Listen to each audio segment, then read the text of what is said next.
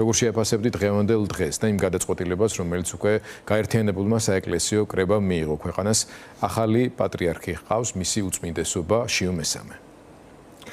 მოგესალმებით, მაყურებელს. დადებითი მეც შემიძლია ვთქვა და შემიძლია და მინდა მიულოცო და ღმერთმა შეაძლებინოს ეს თვირთი ისე ატაროს, რომ ერისთვის იყოს ეს ქრისტეს გზა, ადვილი და სუბუქი, როგორც ქრისტემ თქვა, მოდით ჩემთან და აღიღეთ ჩემი ողელი, რამე თუ ტკბილარს და სუბუქარს.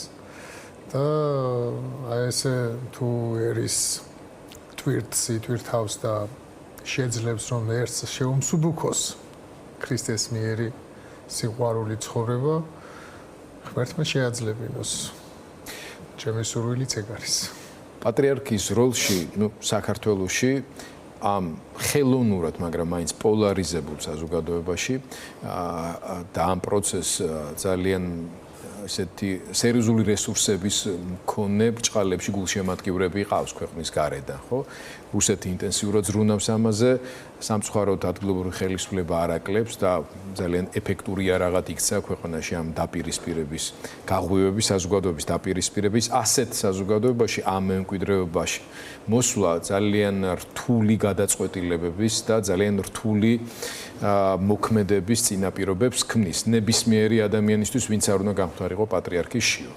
თუმცა ამ შემთხვევაში მე მგონია, რომ მას სიმძიმედ მოყვება ის 9 წლიანი მოსაყდრეობის პერიოდი, რომლის დროსაც მაინც არსებობდა მოლოდინები, რომ ცალკეულ საკითხებთან დაკავშირებით, მოვლენებთან დაკავშირებით მისი მხრიდან პროაქტიული პოზიცია იქნებოდა გამოხატული, ეს შეეხებოდა დარბევების თემებს, შეეხებოდა საპატრიარქოსა და მღვდელმთავრების მიმართ ხელისუფლების მიერ ნაწარმოები, კანონდარღვევით მოქმედებებს, შეურაცხყოფელ პროცესებს, კრებსებს და უამრავ სხვა რაღაცას.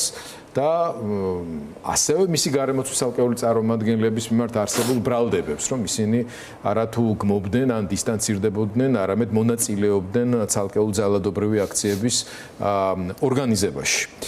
აი, ეს არის ძალიან მძიმე შლეიფი, რომელიც მოყვება ამ შემთხვევაში ახალ პატრიარქს.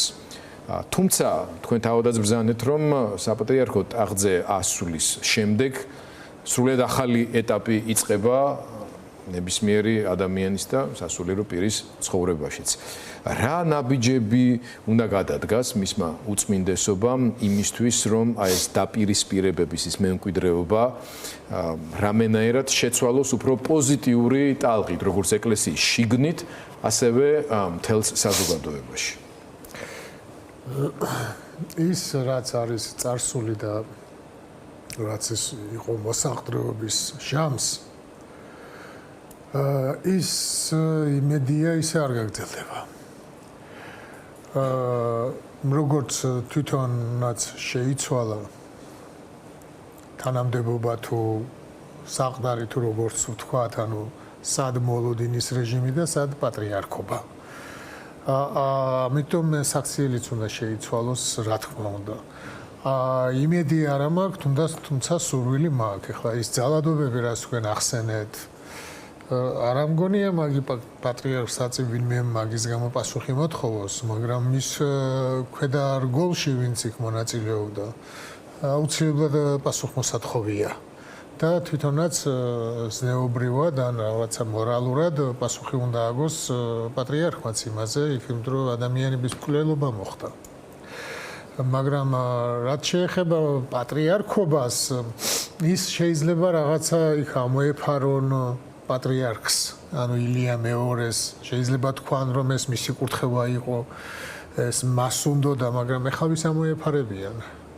ეხლა ვერავის ვერ ამოეფარებიან. ამიტომ იმედი მაქვს, რომ დაფიქრდებიან ამაზე. თუმცა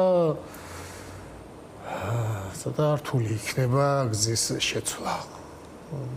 მაგრამ სურვილი მაქვს, რომ ცოტა სხვანაირად იმოქმედონ ერის მიმართებაში და საერთოდ როგორ არის, იცით, აი მე თვითონ პიროვნული პრობლემა მათთან არ მქონია. რა ჩემთან მიმართებაშიც რაც მოხდა, მე არ ვაპირებ რომ მივმართო და განიხილონ ის რომ იქ მართვა გამგეობის დებულება რომელიც ესე ბუკვალურად შეასრულეს როცა მათ ჭირდებოდათ მე რო ვიძახდი რომ არასწორია ჩემი თუნდაც დაბარება იქ მაშინ რატო არ შესრულდა? ხო, მაშინ რატო არ შესრულდა? ანუ მას შეეძლო ჩემი დაბარება პირადად და პატრიარქთან დავესაჯა, ოღონდ პატრიარქთან უნდა მივიყვანე. იმიტომ რომ პატრიარქის მოსაყდრო იყო. და პატრიარქის ხელწერილით რომ დამსაჯეს ისე რომ პატრიარქი ჩემთვის არაფერი არ უკითხია, ეგეთი რამე არის ისევ კანონდარღვევა. არაფერს არ ვითხოვ. არ მინდა, არც მაგის განხილვა მინდა, არც აღდგენა მინდა, მაგრამ ამ გადაცემაში ახლა მაგაზე ვერ ვისაუბრებ, მაგრამ მე რა პრეტენზიებსაც უყენებდი, ეს იყო სწავლებითი. აი პატრიარქზე არის ერთადერთი უმთავრესი ლოცვა. ეს უმთავრესი ლოცვა არის როცა მღვდელი ლოცულობს ნებისმიერი მღვდელი და ეპისკოპოსი სხვაგან ულოცვენ პატრიარქზე ეს არის მისი მართლმკვეთელობა. და ეს მართლმკვეთელობა ნიშნავს სწავლების სწორ განაწილებას. მე შეურაცხყოფილი ვარ, მაგრამ მე კი არ ვარ მარტო შეურაცხყოფილი, ქრისტეს სწავლებაა შეურაცხყოფილი. მე ვითხოვდი სინოდს, მაშინ თქვენს რომ ჯაღმაიძე მითხრა პატრიარქი ითხოვს. ეხლაც ვითხოვ. რა სწავლებასაც ასწავლის სტეფანე, ის არის მწვალებლობა, ეს არ არის მართლმკვეთელობა. და ამავდროულად თვითონაც ნათელზე რასაც ასწავლის. ამიტომ მე მინდა პატრიარქი იყოს მართლმკვეთელი. იცით ძალიან ბევრი არის ქრისტიანობა. ну დენომინაციას თუ რასაც დავარქვევთ. მაგრამ წარმოიდგინეთ ახლა ჩვენ რომის კათოლიკური ეკლესია, რომელიც არის ინფრასტრუქტურულად იქნება თუ სიმდიდრით იქნება თუ გამართული ანუ თავიდან ბოლომდე და ჩვენ არ ვცნობთ მათ მართლევად. ხო, არც ჩვენი ეკლესია ცნობს, არც ერთი მართლმადიდებელი არ ცნობს რომის ეკლესიას. უძველესია, ჩვენზე ძველია, ხო, პირველი ეკლესია. ანუ ეს ინფრასტრუქტურა და ის რომ ადმინისტრაციულად ეს ლამაზად მოაწყო სინოდი და რა кай ხმის მიცემა და რა ეგ არ არის ეკლესია. ეგ ეკლესია არა, ეს ადმინისტრაციული რაღაცა ერთეულია. ეს ერთეულები ჩვენზე უკეთ აქვთ მოწყობილი. სწავლებაა ეკლესია. და ის რასაც მწვალებლობას ასწავლის სტეფანე, ეს გამოსასწორებელია და კიდე სხვა. ეხა ამ გადაცემაში მაგას ვერ ვიტყვი, მაგრამ ეს ამის პრეტენზია მე მუდმივად მექნება. და ამაზე არ გავჩუმდები. სხვა დანარჩენი რაც შეეხება ღმერთმა ხელი მოუმართოს და ღმერთმა შეაძლებინოს რომ ერი გაიყვანოს სამშვიდობოს. როგორია სინოდის თლიანობაში კრებსითად და მისი თითოეული წევრის ინდივიდუალური პასუხისმგებლობის ხარისხი უკვე აი ამ შეცვლილ გარემოებაში, როდესაც მისი უწმინდესობა პატრიარქი ილია მეორე ღვთივგანისვენა და იქიდან ლოცავს ჩვენს ქვეყანასაც, ჩვენს ეკლესიასაც, დღევანდელ გადაწყვეტილებასაც, მაგრამ ამავე დროს აქ ადგილზე გადაწყვეტილებები მისაღები აქვს კონკრეტულ ადამიანებს, ისევე როგორც თითოეულმა მათგანმა შემოხაზა დღეს 3-დან ერთ-ერთი და აიღო პასუხისმგებლობა ღვთისა და ერის წინაშე ამ თავის გადაწყვეტილებასთან მიმართებაში, ასეთი არის 21, ხო? შესაბამისად, მარტო იმ 21-ზე არ ვლაპარაკობ, 39-ვეზე ვლაპარაკობ. ახლა მე თქვენი აზრით, არა მარტო ამ ბალანსის გათვალისწინებით, რა მნიშვნელოვანი ცვლილებები შეიძლება ან უნდა მოხდეს იმისთვის, რომ მხოლოდ პატრიარქზე არ იყოს ეს მძიმე ტვირთი და თუ მას რაღაც ან არ გამოდის, ან რაღაცაში ცდება მით უმეტეს, როცა სწავლებაზე ვლაპარაკობ, სინოდმა და ცალკეულმა ეპისკოპოსებმა თავის წილი პასუხისმგებლობისა ატარონ პატიოსნად. მე მაქვს სურვილი, მაგრამ არ მაქვს იმედი, რომ ეს ისე მოხდება, როგორც თქვენ ამბობთ და როგორც ეს ერს სურს. დღეს ერი არ იყო. თუ მიაქციეთ ყურადღება, ტაძრის გარეთ, ანუ ეზოში ახლა უწმინდესის გარდაცვალების დროს რო იქ ხალხი ვერ ეტეოდა, ეგრე არ იყო და რაღაცა ცოტა ისე უცნაური მოვლენა იყო და ძალიან მეუცნაურა ხვალ ინტრონიზაცია. დღეს გამარჯვება და ხვალ ინტრონიზაცია. ეს მოვლენა არ არის ხო მარტო ქართული მოვლენა, ეს ხო სამართლმადიდებლოს მოვლენა. და ესე იგი ასე ნაჩქარევად რა ხდება? ვერავინ ვერ მოასწრებს ჩამოსვლას. ვერავის ვერ დაპატიჟებენ უბრალოდ. ნუ საქართველოს შიგნით კი ბატონო გოგა ხაინდრავა იქნება, მაგრამ სოფლიო პატრიარქს ვერ დაპატიჟებენ. აი რაოდენ დიდი ზეიმი იქნებოდა, რომ როგორც უწმინდეს ის წესის ასაგებად მოვიდა, ისე სოფლიო პატრიარქი ჩამოსულიყო მიტრის დასადგმელად. ანუ ჩვენი დაადგამდა იქ იყოს, ხო, სოფლიო პატრიარქი ესტრებოდეს და გვეზეიმა სოფლიო წინაშე ეკლესიები დაგვეპატიჟებინა, მაგრამ რუსეთის პატრიარქი ხო ვერ ჩამოვიდოდა. ამიტომ არავინ არ ჩამოდის. არ შენ არც მე. აი ეს ჩემი ეჭვებია. ღმერთმა ქნას რომ მე ვიყო აი პირჯვარს ვიწერ ნებისმიერი ჩემი ნათქვამი სწავლებაზე არ გულისხმობ. სწავლება ის ისეა, ის უნდა გაირკვეს. აი ნებისმიერი ჩემი ეჭვები იქნებოდა ეს თუ რაც მე მაქვს ნათქვამი, აი ყველაფერზე ბოდის მოვიხდი და ღმერთმა ქნას რომ გამტყუნდეს ეს ჩემი ეჭვები და ჩემი შიშები, რაც ახლაც თქვი, ხო? აი ღმერთმა ქნას რომ გამტყუნდეს და საქართველოს ეკლესიათა შორის მართლმადიდებლურად ჭეშმარიტებით მყარად დადგეს. უწმინდესი შიო მესამის ხელმძღვანელობით. აი დავიჩოქები, შენდობასაც ვთხოვ და სხვას არაფერს არ ვთხოვ, უბრალოდ შენდობას ვთხოვ. და არაფერი არ მინდა. ოღონდ ეკლესია აი ეკლესიათა შორის რო იდგეს მყარად. აი ეს მინდა. თუ ამას მოახერხებს, კი ბატონო და ეს ჩემი ეჭვი ამისთვის ბოდის მოვიხდი. ბოლოს მაინც მინდა გკითხოთ თქვენს პირად და პერსონალურ ბედზე. არა მარტო თქვენი საძმოს წარმომადგენლების, რომლებიც ასევე ძალიან მკაცრად დაისაჯნენ, რამდენად სამართლიანად ამაზე უკვე ბევრი გვისაუბრია, არა მარტო ამ სტუდიაში, მაგრამ თქვენ ბრძანდებით ნუგეში იმ ადამიანებისათვის, რომლებიც დღეს ყველაზე უსამართლოდ და ჩაგურულად გრძნობენ თავს. ყოველდღიურად მიდიხართ მათთან, ფიზიკურად ხართ იქ, სადაც იკრებება მშობლების, საზოგადოების ის ნაწილი, რომელთა წევრებიც აი ყოველდღიურად დღეს უყურებდი მაგალითად ერთი ახალგაზრდა ქალი მიაკითხეს თავის სამსახურებრივ ოფისში, იქიდან წაიყვანეს 3 დღის პატიმრობით. იმის გამო რომ ტროტუარზე შვიდად აპროტესტებდა რაღაცას. უბრალოდ იდგა ეს სიტყვა გაპროტესტებაც ისეთ სათქმელია ამ შემთხვევაში, არა? ნუ აღარაფერს ვამბობთ მზია ამაღლობელზე, რომლის სასამართლო პროცესიც დღეს იყო კიდევ ერთი და აღარაფერს ვამბობთ იმ ახალგაზრდებზე განსაკუთრებით რომლებიც მხოლოდ იმის გამო, რომ საქართველოს თავისუფლებას იცავდნენ დემოკრატიას და მოქმედი ხელისუფლების მიერ უარყოფილ ევროპულ პერსპექტივას დღეს არიან გამოკეტილები ციხეებში და ჩვენ ვერ ვხედავთ ვერანაირ მობიერების ან რაღაც სამოქალაქო თანხმობისკენ გადადგმულ ნაბიჯს. პირიქით კიდევ უფრო მეტად გამკაცრებულ გარემოში, კიდევ უფრო მეტად შეიძლება არა ფიზიკური სისასტიკის გამოვლინებით, მაგრამ გაზრდილი ჯარიმების ყველა მექანიზმის გამოყენებით, რომელიც ამ ხალხს აიძულებს თავის ქვეყანაში თავი მეორეხარისხოვან ადამიანად იგრძნოს, ზოგიერთ შემთხვევაში ერთ ადამიანადაც არ იგრძნოს, ხო?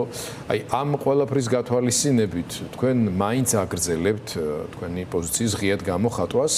არიან ცალკეული სასულიერო პირები, რომლებიც ასევე თავიდანვე აქტიურად აფიქსირებდნენ თავის პოზიციას, მაგრამ ვერ ვიტყვით, რომ ასეთები არიან ბევრნი.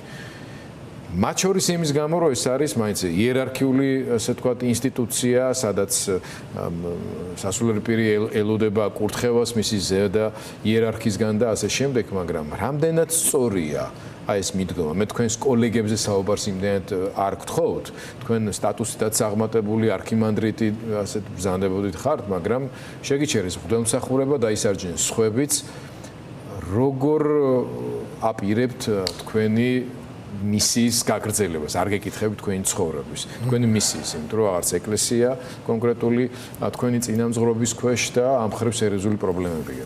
არ ვიცი, ეს ყველაზე რთული იყო ეს პერიოდი. რა მოხდებოდა. და ეხლა უფრო თავისუფლება იმ გაგებით არის, რომ ვიცით რაც მოხდა და როგორ გაგრძელდება, ეს არის ახლა აქ ცოტა საეჭვო და შეიძლება მივხვდეთ, შეიძლება ვერ მივხვდეთ რას იზამენ, როგორ იზამენ, იმიტომ რომ მე უფრო ჩვენს მიმართ გამკაცრებას ველი. ახლა ჩვენ რომ იქ სამღვდელოება მოგვემატება და ჩაღმაიძე რო გამოვა და პროტესტანტებს რო დაუდგება, მაგის იმედი არა გვაქვს. მაგრამ შეიძლება მოახერხონ რაღაცნაირად რომ იმიჯი შეიქმნან, იმიტომ რომ ეს იმიჯი სრულიად განადგურებულია და შეიძლება თხოვონ როგორც ადრე განაცხადა ჩვენ თხოვეთ და არ გაუშვეს, მაგრამ ახლა ამას ვერ იტყვიან ეს ჩუმად რაღაცნაირად შეიძლება პატიმრებზე თხოვონ და ამით რაღაცა სიკეთე გააკეთონ. თუ გააკეთებენ ძალიან კარგი იქნება და იყოს მათი სახელისთვის, ოღონდ ეს პატიმრები გაუშვან რამენაირად თუ ბიძინა შეუქმნის ამათ მცირედ სახელს და პატივისცემას ხალხში ძალიან კარგი იქნება თუ შეუქმნის. რაც შეეხება ჩემსას მე არაფერს ისეც არ მოველი და ამავდროულად მე იმისთვის ვარ დაჟილი იმ ხალხის გამო დამსაჯეს, რომელი ხალხიც ამათ შეეწიათ გაპატრიარქებაში. ეხლა როგორ ფიქრობთ? ეხლა ბიძინაზე და ოცნებაზე რომ თქვი, რომ არასწორად იქცევი და ამ ხალხს მოცემთ მეთქი, ეხლა ის იმათ ოცნება ხაინდრავა და გოთვერანს მეძაღდა ეს დიტო სამხარაძე და ხაინდრავა ეს მღვდელი როგორ უნდა იყოსო და ამათმა ეს აირჩიეს და ეხლა მათ წინააღმდეგ წავა და მე ჯვარს დამიბრუნებს, ნუ ეგ ხო ზღაპარია და მე საერთოდ არ მიყვარს ზღაპრებში ცხოვრება, მე რეალისტი ვარ და რეალურად უყურებ, მაგრამ ამავდროულად მე აი თქვენთან ერთად თქვენი დახმარებით, ამბიონის დახმარებით ძალიან მნიშვნელოვანი ფორმა გვაქვს ჩვენ მოძებნილი ერთთან საურთიერთობოდ და მე მინდა ერს ქრისტე განუცხადო. სხვათა შორის პირველად რო დამიბარეს ბოტკოველს იქ ამოწერილი რო ქონდა ეს ჩემი ნახადაგებები იქ ქონდა ერთი სახა შენო ამბობა აქ ჩვენო რამოდენიმე უცხადებთო ღვთის ნებასო და ანუ ღმერთსო და ჩვენო რა ბუმბულს ვარჩევთო და ეს იყო პირველი ისა და მე ისე მაგას ვამბობ. მე ქრისტეს განუცხადებ.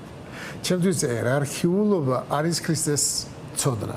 სხვა იერარქიულობა მე არ გამაჩნია. მე მინდა ქრისტე იყოს ჩემთან და ქრისტე მივცე. ამავდროულად საქართველოს ეკლესია იყო ეს ამ ჩვენი აი დუხჭირი ცხოვრებიდან რაც თითქოს განთავისუფლდით და მე ისევ დაგვიყვეს და პატრიარქების ეკლესია იყო, პატრიარქი ყავდა მეტი არავინ და არაფერი. და ერთი მამა გაბრიელი გამოჩნდა, ისიც საგიჟეთში ყავდათ გამომწყდეული გიჟიაო და სალოსი. ხო და მე არ მინდა საქართველოს ეკლესია პატრიარქების ეკლესია იყოს. პატრიარქი მხოლოდ პატრიარქების ეკლესია იყოს, მხოლოდ. არამედ იყოს ბერების და მე ხალხს მინდა მე ვთხოვო და მონასტრულ ცხოვრებას გავაგრძელებ. თუმცა არ მსურს ის მამები, რომლებსაც ჯერ შერჩათ სტატუსი, ისინი რო დასაჯონ, მაგრამ ისინი იმათ თუ არ დაჟიან, მე ჩემს დასჯაზე არაფერს არ ვამბობ, ბერულად გავაგრძელებ ცხოვრებას, მაგრამ იმათი დაჟე ნამდვილად არ მინდა, იმიტომ რომ არც მე ვიმსახურებდი და არც ისინი იმსახურებდნენ ამ სასჯელს და არ ვიცი რას იზამენ, როგორ იზამენ, ჩემი სათხოვარი არ არის არაფერი, არაფერს არ ვითხოვ, არც არაფერს ვაყვედრი იმის გამო, რაც მე დამმართეს, არაფერს არ ვამბობ მაგაზეც, უსამართლო იყო სამართლიანი, არაფერს არ ვამბობ, უბრალოდ მე ჩემს იმ სწავლებით პრობლემებს, რაც არის ეკლესიაში, აი იმაზე მე არ გავჩუმდები. არ გავჩუმდები და ვერ გავჩუმდები უბრალოდ. მადლობა მამა დოროთეს.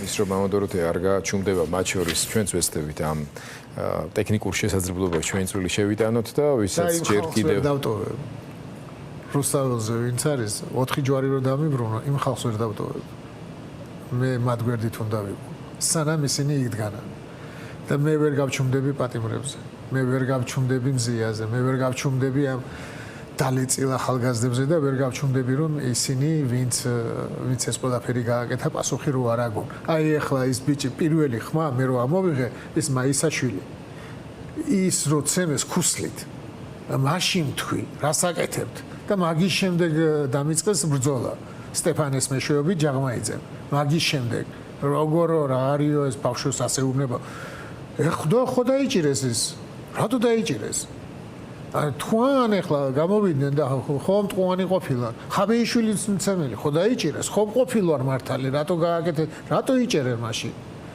რატო აკეთებენ ამას ხო და არაფერი არ მithქვამს ისეთი რასაც გვდელი არ უნდა ამბობდეს ყველაფერს ვამბობდი ჩემი მარევლისთვის ჩემი ხალხისთვის ჩემი ერისთვის ამას გავაგრძელებ და თუ ეს არ ეწყინებათ კი ბატონო დამიბრუნო ჯვარი მაგრამ თუ ამაზე გამაჩუმებენ არ მინდა ჯვარი კი არაფერი არ მინდა იქ ვიდგები სანამ ის ხალხი იდგას მე მაგათ არ დავტოვებ მე მეუბნებიანი რომ გავდივარ ცემლებით მეუბნებიან როგორ გვაძლიერებ უბრალოდ გევარ მეტი არაფერი მათთან ერთად და რომ მე იმედი ვარ მათი უბრალოდ დგომის გამო მე და ვარსკვლავებს მეც არ წვიდა ვერაფერს ვერ ვაკეთებ მაგრამ გვერდითა ვარ მაგათ ლოცა მოვეფერები ორ კარგ სიტყვას ვეთყვი გავიმარჯვებთ გვექნება თავისუფლება რაღაცას ესეც რომელიც ღვთისნიერია და რა ვიცი ამაზე ვერ გავჩერდები და სხვა დანარჩენი თვითონ გააკეთებენ ამ ყველაფერს